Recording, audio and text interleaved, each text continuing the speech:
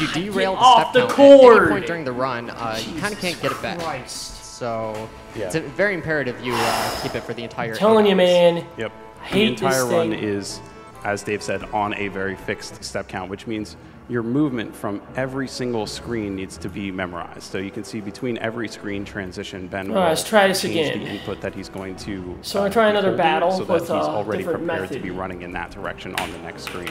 It basically comes down to memorizing every single step in the game and knowing where you have to walk versus run. The step count is really the major barrier for someone who wants to get into speedrunning this game. It's not required by any means, but over the course of the run, it saves about 20 to 30 minutes just by missing a bunch of encounters, and it guarantees a little more safety because there are some encounters that you can get that will result in killing your party pretty quickly. If you get a pincer attack, like doing the step count, we route out nasty pincer attacks. We make sure we get preempts in other areas so we can get quick escapes. It's really nice. So right That's now, insane. we are a rebel I group can't believe called they got that down to, Avalanche, like, and we are science. about to go to a Mako reactor and Blow it up. yeah, pretty much. That's what we do. So there's the evil Shinra Corporation who's literally sucking the life out of the planet for financial gain. And we're not big fans of theirs. YouTube for stream's various going to reasons, suffer in and, quality a little we're bit, trying to save the but planet it won't by, jitter like the blowing other up their one. Mako reactors, which are doing all of that planet energy draining. So here you're seeing Ben's first step manipulation. He's going to be walking 24 steps here. And the way that we count steps is actually very interesting. So when you come out of a battle, Now, this isn't nothing because the it screen hasn't kind of actually fades given in, me the and you're already able to move while that fade amount. is happening. So you can't really see Cloud. For Also, the, first the couple audio may frames not be in sync. of that. That's So what another you do is problem you I'm actually beginning to watch his realize. right leg, and you know that every time that his right leg hits the ground, that's an even step. So you can count 2, 4, 6 like that, so you know how many steps you've taken. Why did you just do that? The movement throughout Midgar, and especially in these reactors, is very, very difficult. Yeah, lots of corners you got to cut, and corners that aren't necessarily defined the best because we are sprites on paintings. Yeah. So These early 2D, 3D RPGs are notorious for having poor directional control, where up could be left and left could be down, and you never really know what direction you're going to be traveling on the screen unless you've played it a million times before. So that's why it is really imperative to memorize all of your inputs for this game. and we are approaching our first boss fight coming up right here, which is a Guard Scorpion. Guard Scorpion's a pretty straightforward fight. We have Cloud, who will be using Bolt Magic, since Guard Scorpion is a mechanical boss. He is weak to electric attacks. So Cloud will be using Bolt, and Barrett will be using his standard Gatling gun attack. There's a couple things that we're looking for in this battle. We're looking to see how much damage Cloud is going to do with his Bolt. His damage range can range from like 84 to 94, and we definitely want to be up in that. Oh, that's 94. a good start. Barrett hit a 36. Barrett hit a 36. All right, 36, yeah. that's some pretty good damage rolls. And the way it works is that your stats are randomized at the beginning of every run, so you don't know what your magic or attack stats are going to be. And also they are randomized when you level up, so you don't know at what rate those stats are going to increase. So here we get a little bit of an early peek as to how strong our characters are. Additionally, throughout this fight, we're going to hope to get limit breaks on both Cloud and Barrett, and that's to set up in advance of the next boss battle that we're going to get with Airbuster. So already looking ahead to our next boss battle, and you're going to see that that's a theme throughout the run, is that we're preparing ourselves for upcoming battles while we're in the battle, because we don't want to waste any time. Better. It doesn't Here he anymore. got some good RNG, and jitter, Barrett was actually but attacked twice, the audio because is we can probably use his limit way break out of here. sync. And here we're going to use Guard Scorpion's tail. What? How did I lose my audio?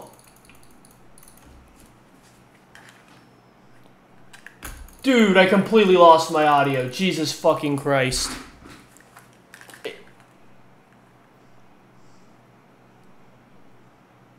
Oh, that better not be my headset breaking.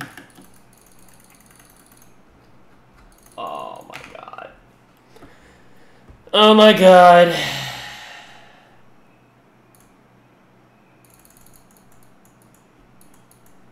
What? Okay. My audio's going crazy. My audio is going berserk. It's not good.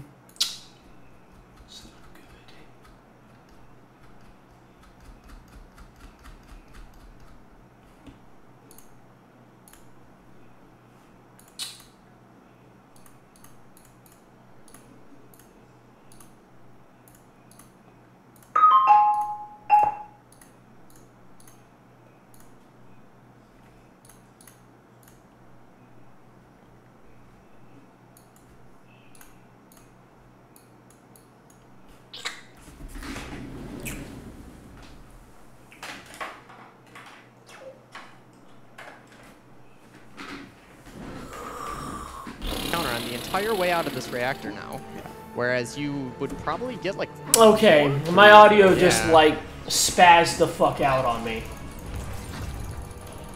So you got to pick up Jesse here. It's definitely something people missed as a kid a lot. Like they would reach the end and be like, "Why can't I open this door?" So coming out of the reactor, we probably have a little more time for some donations. Absolutely. I have an $800 donation from Anonymous.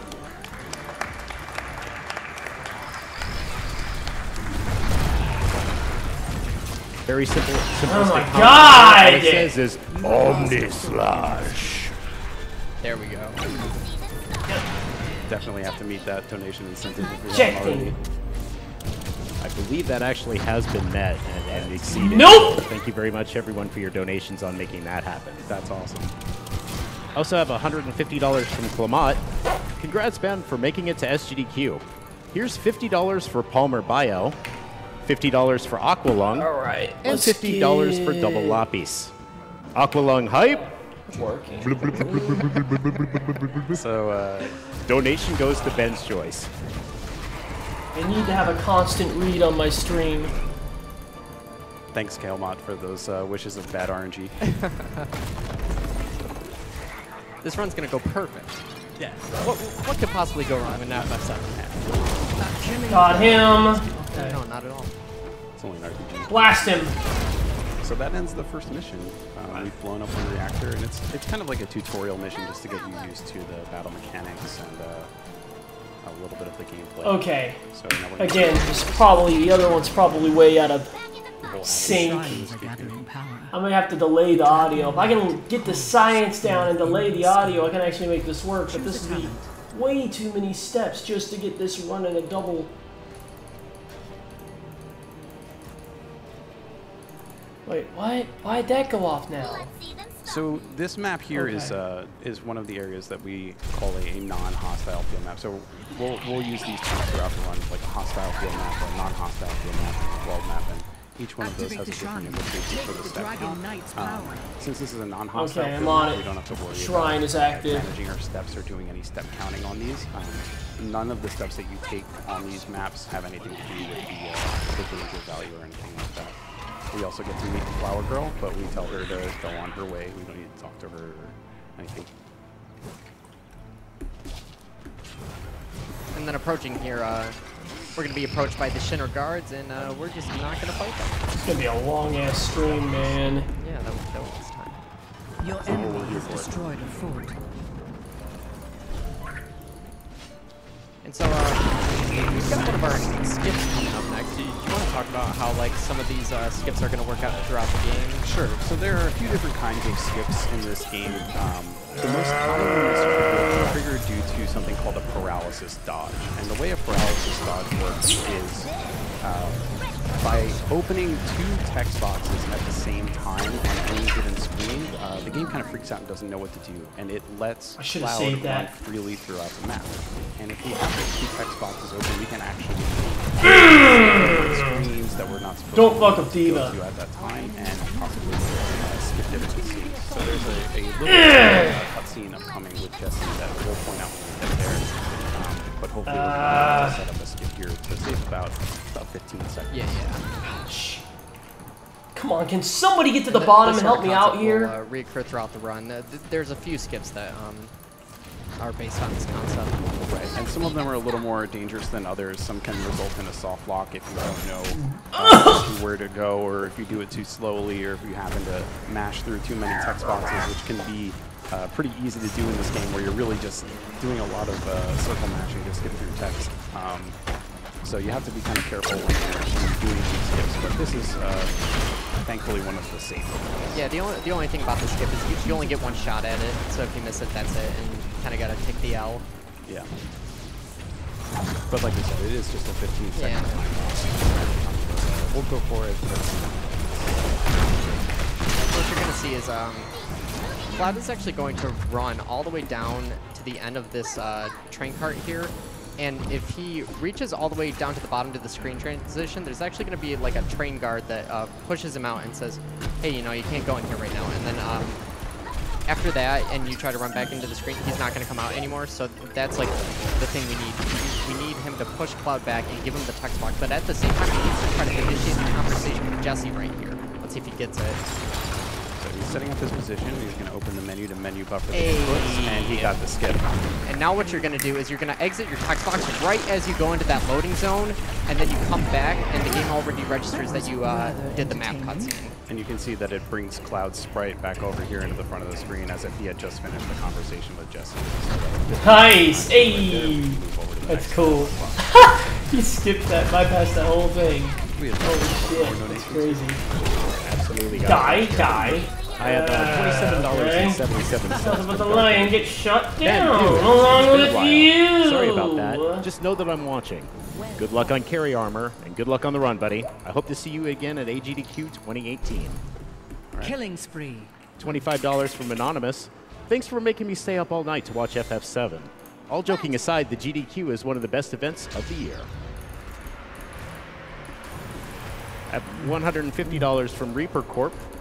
This one goes out to all the runners and the people behind the scenes that make it an awesome SGDQ 2017. Thank you for everything. And $50 from Braylon. Love Chocobos, and this is one of my husband's favorite games. Glad it was included this year. Pushing for Bubbles to play Dark Souls. $150 from R. Carlton. I need sleep to live, but I gotta try to catch the beginning and end of Final Fantasy VII. Now say Fuzzy Pickles. Choose a Fuzzy Pickles. That's where you get off my point. We're gonna have to cut off the Tifa donation center. Lying me, are you? I don't think so.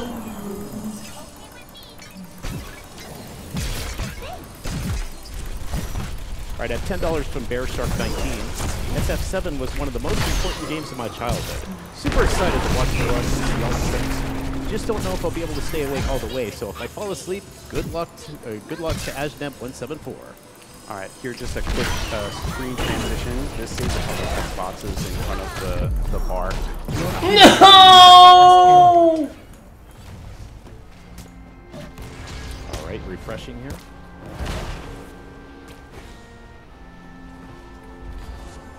I couldn't hold it in time. I tried it. All right. Way to close. There we go. All right. So with $3,535.89, Tifa's name is going to be Beef-A-Roni. Beef-A-Roni? Oh my god. So yeah, you can see that Ben moved Cloud towards the exit there. There's a lot of little things in this game where you have to know exactly where you're supposed to be going, who to talk to, how to trigger the next interaction. It's not always very straightforward, but this just comes with experience of running the game. It's your typical RPG where you have to know exactly what NPC you need to interact with or where you need to go at all times. So, little optimizations, of course. And then right now in the story, Avalanche has returned to their hideout, and they're just going to be discussing their next mission. Cloud and Bear are going to get an argument over how much Cloud is getting paid, and just like about what they're doing, their mission, and just like... Yeah, Cloud is a little apathetic about this whole situation. He just kind of wants to get his money and be over with it. He's not really into the whole... Not for a noble cause. Yeah. And Jessie is very disappointed in his lack of interest in it. As you can see, she's just really upset. Yeah. And Cloud's gonna try to storm out of the bar, but Tifa's gonna stop him. Choose a talent. No! We're gonna be calling out all these songs that we really love. That's part of what makes playing this game so great and running it not quite so daunting. You know, for an 8-hour speedrun, people can say, you know, how can you sit down and play a game for 8 hours, you know, day in, day out? But it's really just such an amazing soundtrack and really a fun game. But it's really the music that motivates. I know a lot of the runners. I know it's the music. Stick with the game. It's just, Fuck yes. Just like the universe, you know, I've been playing this game for like, what, 10 years now? Yeah, man. I won't blame you guys. Final Fantasy VII is a I'm legend. sorry, like 20 years. Yeah, this is the 20th anniversary of Final Fantasy VII.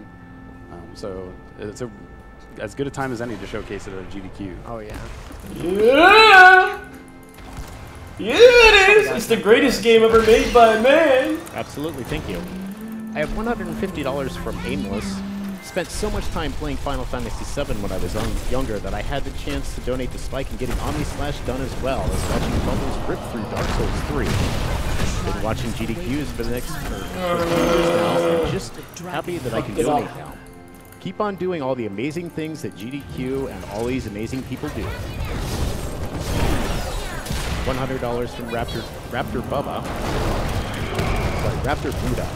Millions of poor helpless brains are lost every day to bad RNG. With jump, or menuing. Let's not add to their suffering during this Super Metroid run. Save the frames. Amazing run by the Mario runners as well. Looking forward to the Metroid runs, and here's to chipping into the Dark Souls run. I hope you enjoy both the Mario and the Metroid run. Obviously, those were extremely good, so I hope you do enjoy those. I'm going in! Got $150 from Foxdie. Games Done Quick is such an amazing event. Thank you all for putting on such a wonderful show for such a great cause. Let's get some more Dark Souls and break that 1 million mark. Well, good news on that one. We definitely did that as well. So let's keep it climbing. Let's go for 1.5 and then maybe... Diabetes donates 125. Diabetes. Never stop coming to Minnesota. We love you here. Money goes to the Dark Souls run and to name the Majora's Mask file.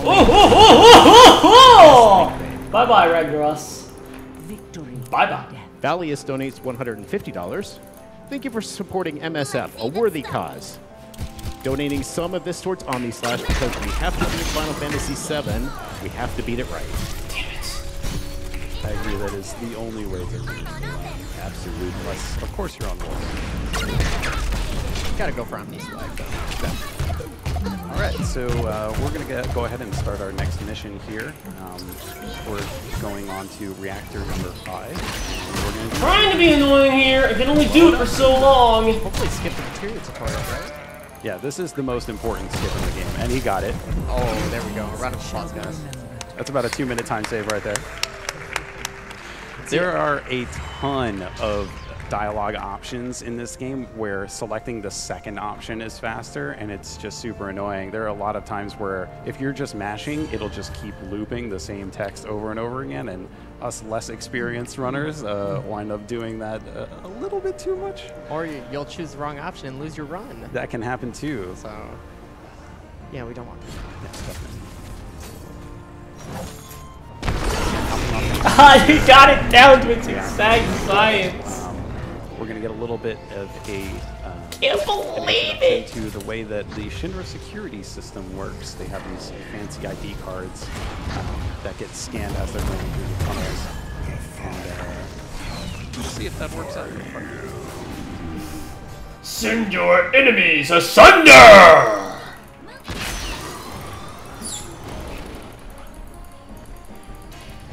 I love how that guy's just chilling in the back and then Barrett's fighting with this dude up here. That's his home. He lives in the train. Yeah. Guess he doesn't hear pandemonium going on, whatever. It's par for the course in the Midwest Slams.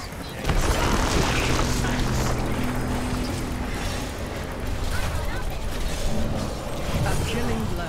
So Barrett has already claimed that our approach is that we're going to be jumping off of this train midway through, probably a little bit sooner than he might be expecting, but it's a plan, maybe a little bit half-baked, but it's certainly a plan. And here come the alarms. Yeah, so obviously one of their ID cards didn't pass the check, so... It's Jesse's fault. Typical Jesse. The game is you run all the way to the end of the train and then you jump off. What we're gonna do here is we're just gonna grab the high potion off of this guy, do a little bit of menuing, and we're actually just gonna let the time run out and then jump off the train early. When you're in this menu, you're actually not wasting any time because the that timer ticks in the background. Yep, and we can see that he did 3 things in the menu there. First, he equipped Barret with his new weapon that we got as a drop from Guard Scorpion, the first boss. He also moved Barret to the back row, which saves time for later where he'll need to be in the back row anyway. And he also removed the ice materia from Clark. So materia, when you equip it, gives your characters different abilities. They can cast magic, they can use commands, they can also use summon materia. But each materia also adds or removes some different stats. So in this case, he removed the ice magic materia because that decreases your strength. So by removing it, he actually increases Cloud's strength, which will be useful because we're going to be doing a physical attack on the next boss. So one thing you're actually going to see with the next random encounter we get, we're actually going to try to skip it because there's a few encounters in this game where we can do what's called a menu skip, where if you open the menu on the exact same frame that you get an encounter, you can actually skip that encounter.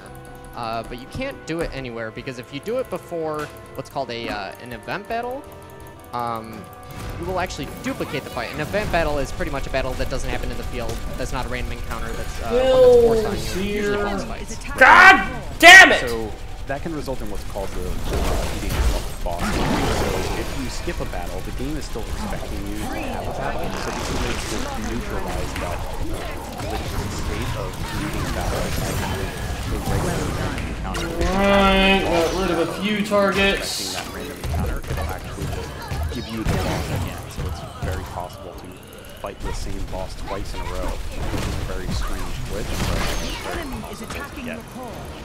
Unfortunately, we didn't get the battle skip this time. It is a very tight window, and we won't be wasting time here. Just as long as we don't get bubbled. There we go. Yeah.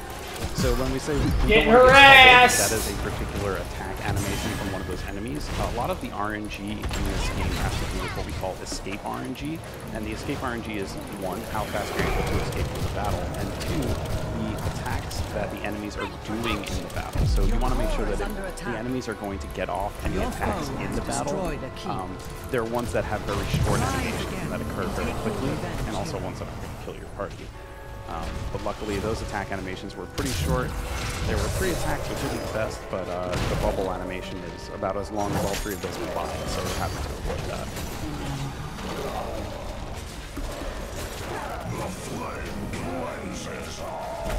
And we're just going to be making our way to the bottom of the reactor if you want to give some donations. Actually, at this time, I'd like to point out that we've added a brand new incentive during the setting of Block 5. And inserting is Breath of the Wild, so the new Zelda game is out there as well. So keep an eye out for that on the donation tracker. If you'd like to see that game run during the block for Setup 5, that would be $100,000 as the donation target. So get your donations in if you'd love to see that run. Yeah, shouts out to Orga. Dave would love to see that run. Oh yeah, definitely. So on the previous screen, you saw that Ben did a couple steps after the encounter, but he was running it first. So usually when MVP the steps immediately following an encounter, but in this case, he wanted to move Cloud to a position on the screen where he could clearly see his feet and make sure that he was doing the right steps. So he just ran a little bit and then did his steps and then proceeded to run down in the reactor. Alright, test Cloud's gonna complete. get a headache. Happens a few times throughout the run. He's got really bad headaches. Yeah, He should drink more water. Yeah, I know, right? Take some Advil. This is the first of many, well, we've already had flashbacks. Yeah. Second of many flashbacks in this game. Here you can see during the death of her father and picking up a large sword. Yeah, we'll find out more about that later. There's a little bit of a movement optimization here. You can see Cloud kind of bonking and then running around Tifa there.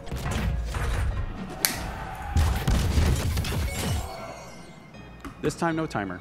Yep. I guess not. Yeah, they got remote bombs now. One more time. Yeah.